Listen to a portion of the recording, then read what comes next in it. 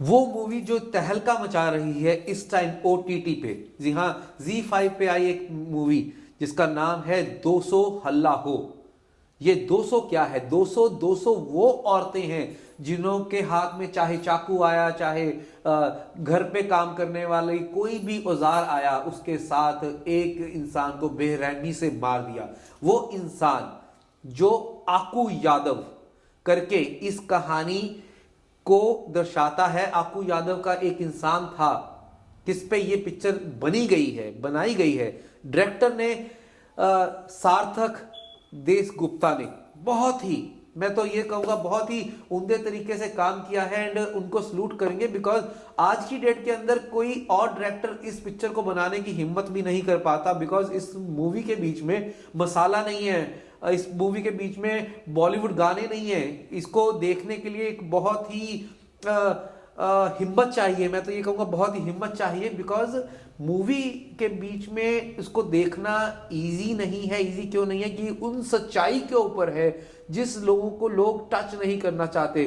Caste system के ऊपर है, दलित लोगों के बारे में बात नहीं करना चाहते, उनके राइट्स के बारे में बात नहीं करना चाहते, किस तरीके से दबा के रखते हैं, कैसा उन्होंने पिछड़ा इंडिया दिखाया है। इस पिक्चर के बीच में अनमोल पालेकर जी डेकेड्स के बाद उनकी एंट्री वापस हुई है। बहुत ही अच्छा, उन्होंने बहुत ही ठहराव तरीके से काम किया है। लेकिन इस पिक्चर के बीच में एक भी गाना नहीं है, एक भी कोई ऐसा सीन नहीं है किसके बीच में हंसने का या कोई ऐसा मौका लगे कि आपको लगे कि नहीं। आधी मूवी के बीच में तो कौन सा विलन है वो, या पिक्चर का जो मेन कैरेक्टर इसका विलन ही है, क्योंकि विलन के आसपास ही ये मूवी घूमी है।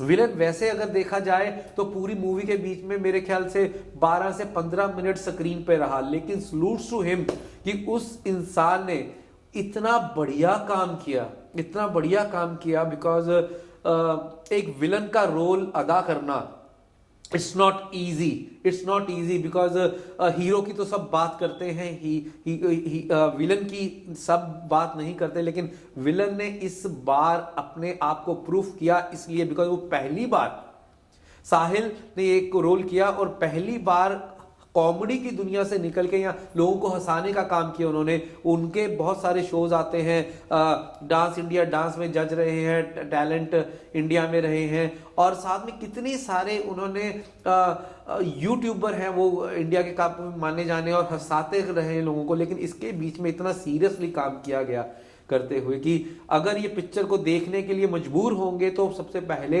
विलन के लिए मजबूर होंगे। लेकिन उन्होंने जो उनका स्क्रीन प्ले था वो 12 से 15 मिनट हुआ। लेकिन मूवी के बीच में पहले से ही स्टार्टिंग के बीच में ही उनकी एंट्री हुई। लेकिन बीच में 30 और 40 मिनट्स उनकी नहीं थी उनकी प्रेजेंस। वो कहानी हाफ के बाद ऐसा पकड़ लेती है कि अब आगे क्या होगा देखने को दिल करता है।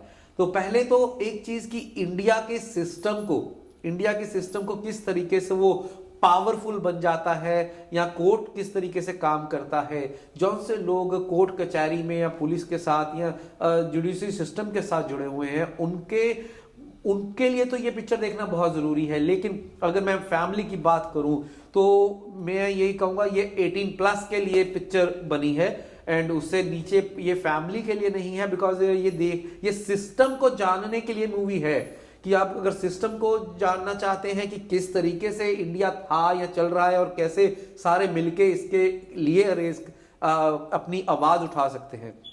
बिकॉज कितना उन 200 औरतों ने सहा होगा, कितना सिस्टम के खिलाफ सहा होगा, कितना याकू यादव जिसमें विलन ने जो रोल किया है इसके बीच में उसका करैक्टर निभाने की कोशिश की है। लेकिन कोशिश क्या किया है, मेरे ख्याल से तो विलन ने सारे नंबर ले लिए हैं। और बाकी इसमें एक रिंकू राजगुरु ने बहुत ही अच्छा काम किया। किस तरीके से आशा का उसने रोल निभाया है, मैं कहूंगा कि बहुत ही डेडिकेटेड, बहुत ही आज की जनरेशन किस तरीके से बात कर रही है, किस तरीके से लड़ना चाहती है सिस्टम के साथ, बहुत ही अच्छा।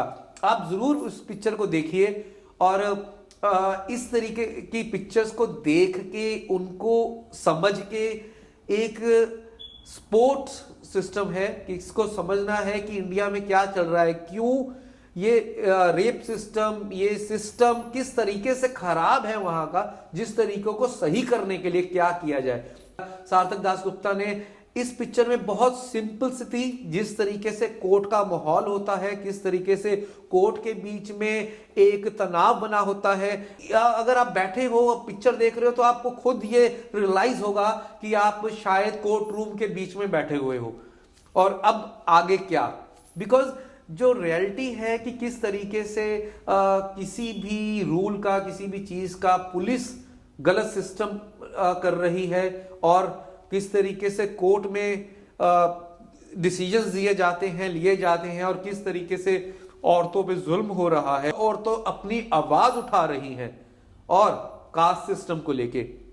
लेकिन मैं इस मूवी को 5 में से 3.5 नंबर दूंगा एंड साथ साथ में ये भी कहूंगा कि बेस्ट विशेस इस पिक्चर के सारी स्टार कास्ट को, बिकॉज इन पिक्चर के बीच में आप सबको ये बोलूंगा, देखो it's not sitting with a family but concept reality पे, क्योंकि ये जो भी पिक्चर रियलिटी पे बनती हैं it's very hard to watch it, it's little bit depressing but it is reality. So हमें रियलिटी के साथ चलना है। तो दोस्तों हम इसी तरीके से आपके साथ जुड़े रहेंगे, आप भी हमारे साथ जुड़े रहिएगा। लेकिन इस पिक्चर के बारे में आपको कैसा लगा कमेंट जरूर कीजिएगा।